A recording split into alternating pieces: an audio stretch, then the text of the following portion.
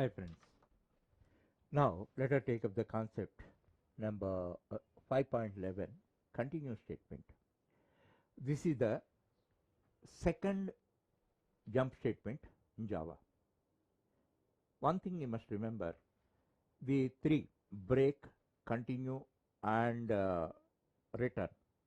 The three statements are supported by C and C++ also, the same functionality. Now as far as continue is concerned, it is used only with the loops. Within the body of the loops only we should write. We should not write it outside the loop, outside the body of the loop as a standalone statement, and all that leads to syntax error. And just like the break statement, continue statement we write like this: continue, like break, no parenthesis, nothing. And you should associate with an if condition. If the if condition is true, then continue is applied. So where it is applied? Generally, to tell it is applied, it is written in the body of the loop in order to skip certain iterations. When, why we should skip certain iterations, you must understand. You should understand with reference to a case. I have been giving one example regarding classroom and a class teacher prepares mark report and all that. In this, there are 60 students and the class teacher has to prepare their mark report.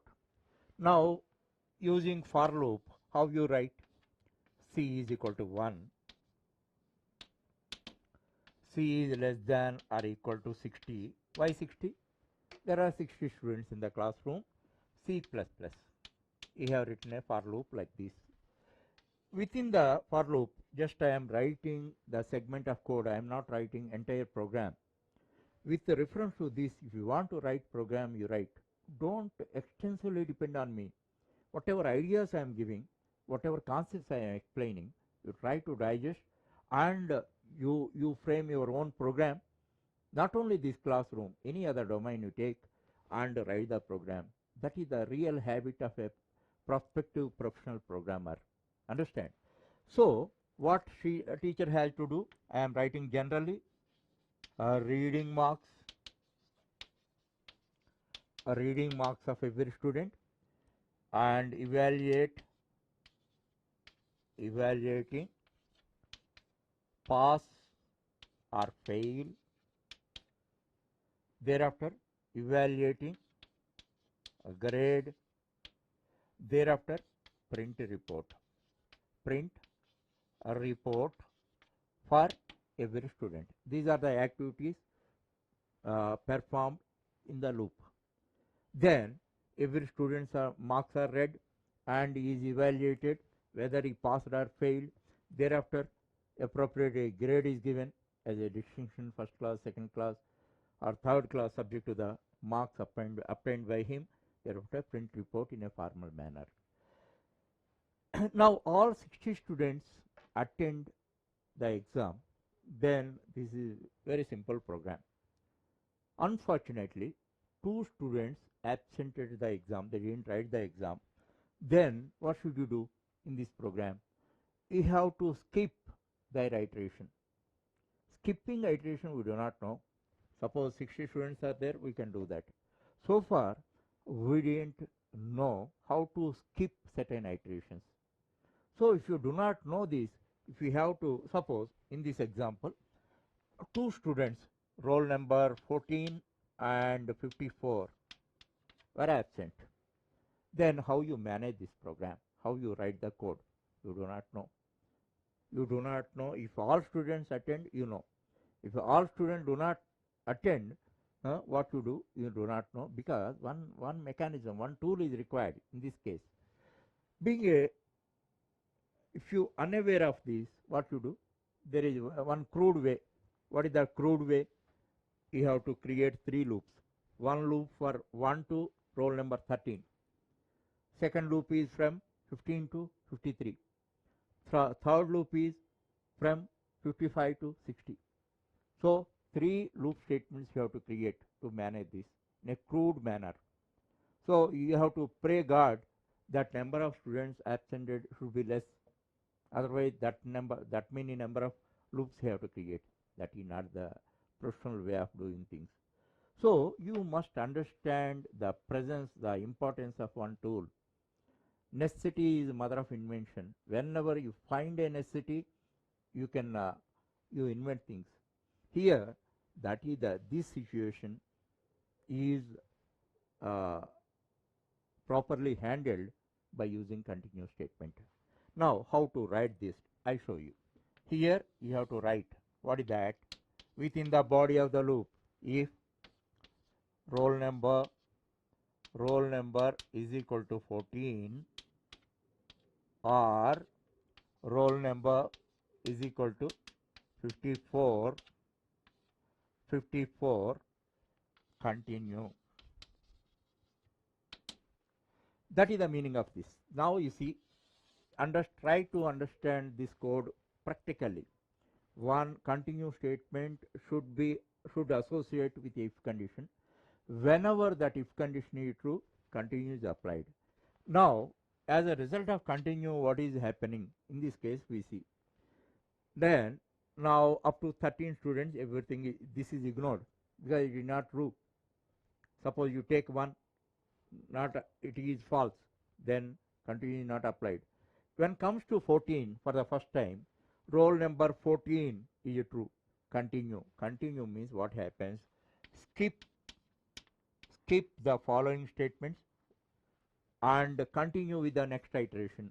That is the meaning. Now, which iteration is going on? 14. When 14 comes, then this is true. Then continue is implemented. As a result of continue, what happens? Skip the following statement to the continue within the body of the loop and continue with the next iteration. What is the next iteration? 15.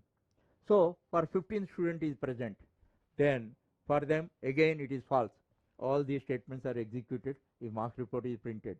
16, 17, 18 up to 53 it happens. After 53 what happens? 54 comes. Again it becomes true. Then as far as 54th iteration is concerned, all these statements, following statements are skipped and it control goes with the new iteration. What is that? 55. And it is continued up to 60. That means for roll number 14 and roll number 54, no activity is performed. Simply it is ignored and it goes with the next following iteration. This is the way. In this way, without entering any data for these absented students, we can continue our runs and program is executed properly.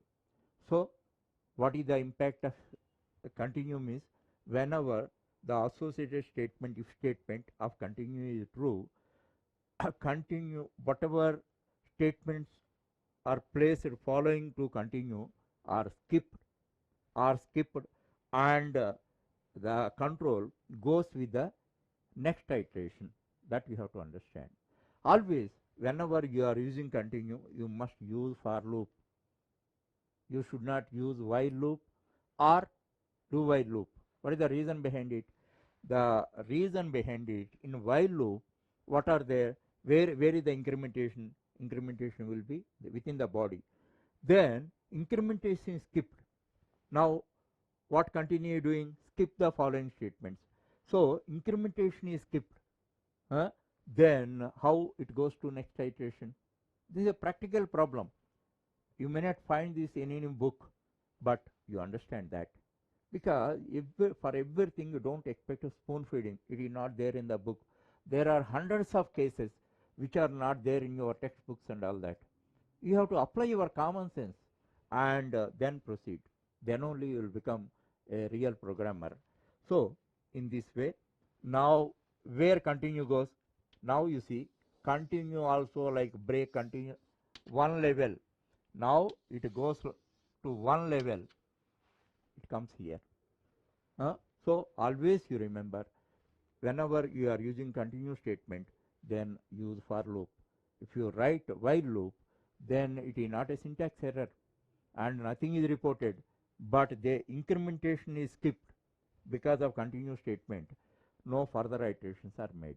That point you must remember, and wherever you want to skip certain iterations, you have to use continue associated with a if statement, and you must write it within the body of the loop. That loop should be a for loop. In order to enlighten you on the functionalities of break and continue, I am giving similar programs side by side as 5.13 demo and 5.14 demo. By this, by studying these two programs, you can understand what is the difference between break statement and continue statement, their functionalities. Now you see, first break demo. In this, one value I am reading, actually I have created loop, for loop for 1000 iterations. After certain number of iterations, I want to break it. I want to terminate the loop. And now after how many iterations I have to break and all that, then I am reading through a input value, that is through command line argument, and that is stored in D. Now you see, now actually C is being printed. Now if C is equal to means double equal to, not assignment, it is a common mistake generally committed by most students. C double equal to D, break. Now D, now I am entering at command line 5. Then what is happening? 5. Now 1 is printed, no problem, this is not true. 2 is printed, 3 is printed, 4 is printed,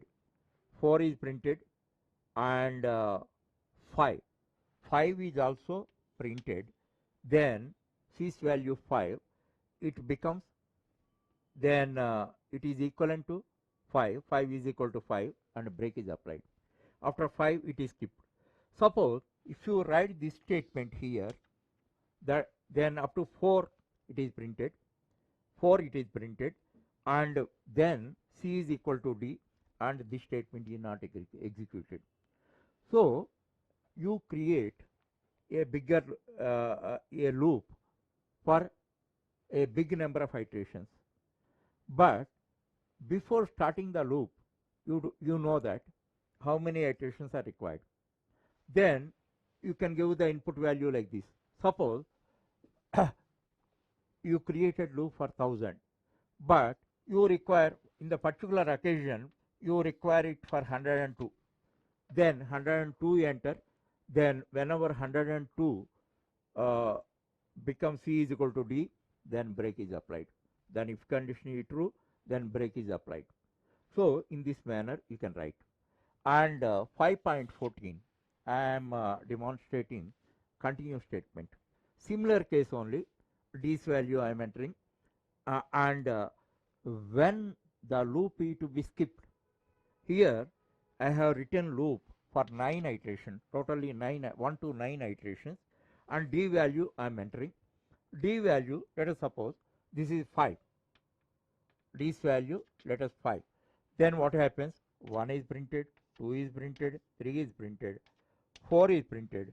Now as far as 5 is concerned, C is equal to D, then C becomes 5, then it is equivalent to D, then continue is applied.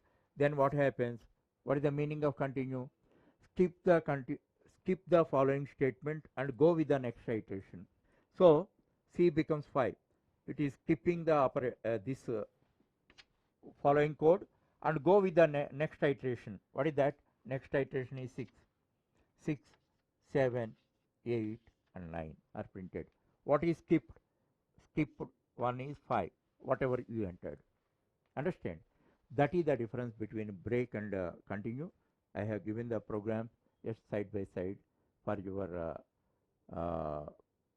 immediate reference, ready reference, and you can compare between the difference between their functionalities of break and continue.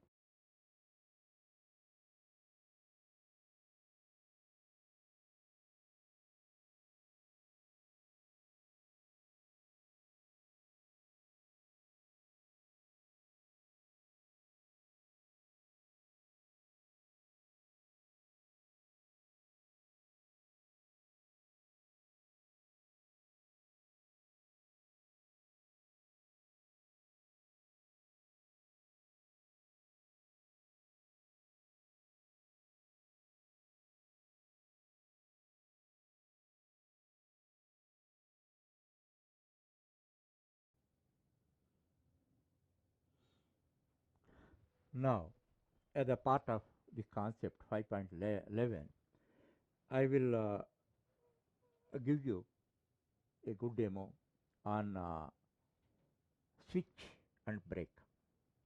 Okay, now you see this is a simple program. In this, using command line, we enter a word.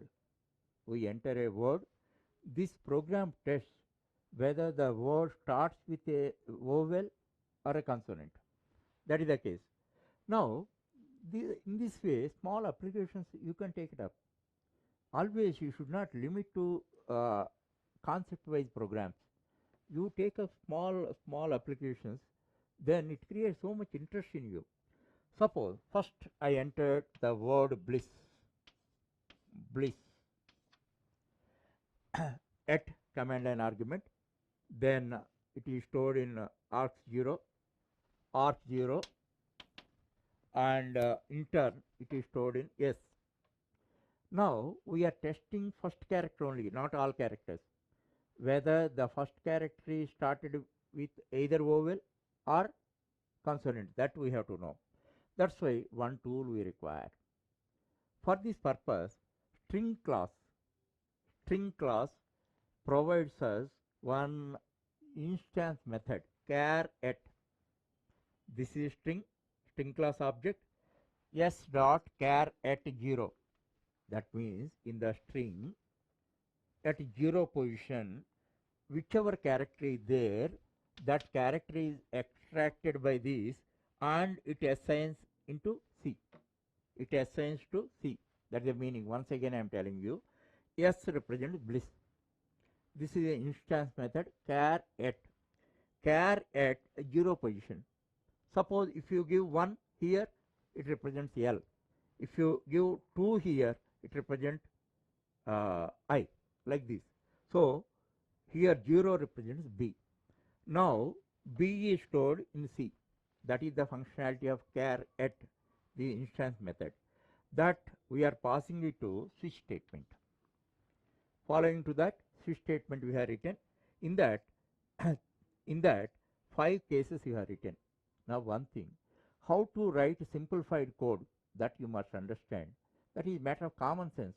Here 5 vowels are there, 21 consonants are there out of 26 characters. So cases for 5 is easy. Cases for 21 is a bigger code. Unnecessary. Why you waste your energy, time and all that? That is not a smart code. That's why we are writing 5. As these are characters, it should be enclosed by single quote. Now case A, case E, case I, case O, case U. And one more smart code is, you need not, for all of them only one statement is enough. One statement is common. In such case, for all the 5 you need not write separate individual statements. So one is enough. Whether it is A, E, I, O or U, the statement is applied. Now you see, first we entered bliss, the word bliss. Then what happens? It is a consonant. So all these are not true. All cases are false. Then default is applied. Default is applied. Yes means bliss. Here what comes? Bliss. Starts with the consonant. Yes, caret. What is that? This is B. What is the output? Bliss starts with the consonant B. Suppose you have entered instead of bliss, you entered ecstasy. Ecstasy entered. Then what happens? Then what is the first character? First character is E. E. Now you see, here vowel E. The case, second case is true. Then what is printed? Yes, ecstasy starts with the vowel E. Understand? This is in this way you can write smart programs. You don't wait for completion of the subject. Whatever elements you learnt and all that, if you digest thoroughly, then you can see so many domains around you. But you should have little common sense and general knowledge. Then only you can take up this type of domain and write a nice program. Then you can enjoy enormous sense of achievement that I cannot quantify and I cannot explain it to you. You must experience it on your own. So, in this way, you write simple applications. Once you are good at writing simple applications, one day you can write a bigger application, bigger project. Any bigger project is a composition of small applications only that you must trust to become a good programmer.